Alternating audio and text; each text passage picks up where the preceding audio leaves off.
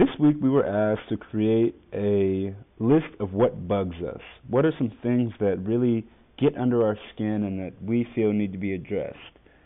I wasn't sure if we were supposed to approach this list with things that can be fixed or things that just generally irritate us. Now, I have an issue with the fact that we as a society, or not even a society, just a people, we have a almost constant obsession of improving things. Now, ultimately, yeah, that's fine. That's one of the driving forces behind creativity and innovation. However, do we ever get to a point where we're satisfied, or where we can kind of sit back and relax and say, okay, these things don't need to be improved? Well, I don't know. I really don't know, but I would like to say hopefully. So with that said, some things that bug me.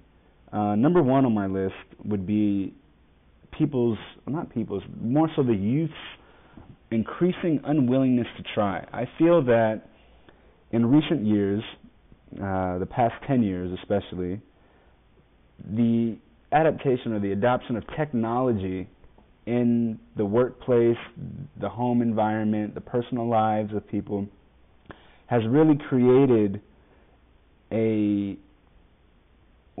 ability for people to accomplish much more in much less time.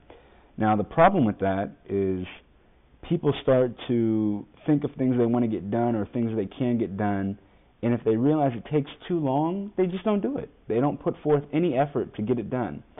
That can be seen in schoolwork, that can be seen in the workplace, that can be seen in people's personal lives.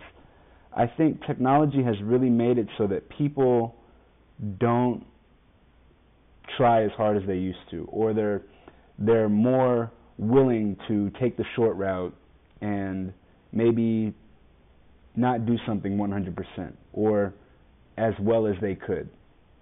So I think that needs to be addressed. I don't know exactly how it will be addressed, but I think that of all things is a problem, and that's an issue that I feel needs to be fixed. Second thing, laziness kind of ties into an unwillingness to try, so I won't touch too much on that. Third, rude people. Rude people are perhaps the most annoying people that I come across. I often ask myself, why do people feel the need to be rude? I'm not perfect either. I'm rude sometimes also, although I try to keep myself in check and remind myself, like, David, there's no benefit to being rude. It only creates negative energy, negative vibes, hostility between two parties. So I really don't find rude people to be extremely beneficial, especially in the workplace or the classroom. Pessimism. Pessimism is not cool. I don't like pessimism either. I strongly believe the glass is supposed to be half full, not half empty, and when I'm in an environment where I'm working with people who are pessimists and they're constantly shooting down ideas, or they're saying, oh no, that won't work, as opposed to, oh, maybe it would work better if you do such and such. And it's just small things. The idea can be generally the same, but certain key words can really, really make a difference in the communication styles that people portray. So pessimism, that is probably something that bugs me, and personally it doesn't affect me. I'm very confident in my ideas and my thinking, and I'm willing to listen to criticism, but there are people out there who it does affect, and I think that needs to be thought about. Arrogance, I don't like arrogance. There's nothing wrong with being confident, but being confident and enforcing your confidence on other people, or ensuring that they know that you feel you are a confident person, that's a little much. It's not necessary, and it does kind of bug me. Next two, an unwillingness to learn irritates me. If you're hard-headed, like, that's fine, but if you're doing the same thing over and over again, expecting to get a different reaction or a different response, that's just, come on. You got to learn eventually. Also, an unwillingness to teach. If you know something and you see the others around you can benefit from what you know, teach them. Intellectual property is something that's been touched on a lot lately, and with technology, we've really come to a point where it seems like intellectual property is worth nothing. People have an idea, they put it online, next thing you know, that idea is available to millions of people, billions of people.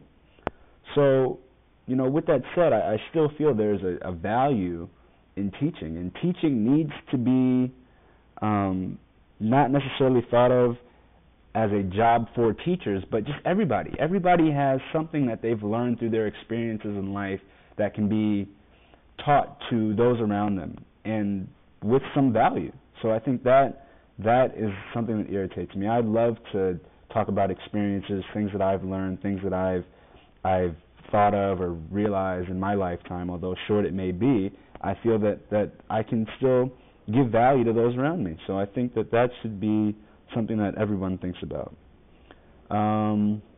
Overly cautious people irritate me. They bug me. Look, people, don't be scared to be wrong. There's nothing wrong with being wrong. That's part of creativity and innovation. You have to be wrong sometimes in order to be right. That's what it is. You cannot be scared to fail. You have to be able to fail so that you can see your mistakes, see what you've done wrong, go back to the drawing boards, and then improve upon them. That's just how it is. That's the process of creativity. Judgmental people, it kind of goes back to, arrogance or people who are almost overly cautious. I feel that people who are overly cautious are judgmental towards themselves. There's, judgmental people, they really don't look at an idea as being good or bad. I feel that being creative and innovative, the whole point of it is to be able to create an idea, to come up with an idea and say, this is different, this hasn't been tried before. If it has, maybe it hasn't been applied in the right way. How can we make this idea really work? How can we present this problem and come up with a creative solution? Judgmental people, I find often that they're so quick to say, oh, no, maybe that's not a good idea, or, you know what, that's simply a bad idea. Well, again, is it a bad idea, or is it not the best idea? Because I feel that any idea that aims to solve the problem or alleviate the problem in some way is ultimately a better idea than what you started off with, which is nothing, which got you into the creative process in the beginning. Okay, my last two. These are actually a little more, I guess these are a little more real, a little more tangible, if you will. Bugs. I hate bugs. Bugs bug me. Anything with more than 4 legs is too much. That's too much, and I'm including arms in that also. So 2 legs and 2 arms, that's 4. So anything with 6, 8, all the way up to 100, it's not. I don't like them. I don't have anything against them, besides the fact that they're creepy. But I prefer to avoid bugs and spiders and things of that sort. Okay, lastly, parking in transit. ASU, parking in transit, extremely irritating. It bugs me. I go to class. I don't have a parking pass because my schedule is too conflicted. I need to be in different places at different times on different days throughout the semester. So I really live off of the meters. My car and we love the meters. So the ability to park anywhere is great. However, what's not great is the 60-minute time limit. Now, classes are 50 minutes long, so if I have 5 minutes to get to class and 5 minutes to get back, assuming I'm not leaving early from my class, which defeats the whole purpose of going to class, that is a huge issue. So those are a few things that bug me. Hope you enjoyed it, I guess. If you have any comments, feel free to leave them. All right, take care.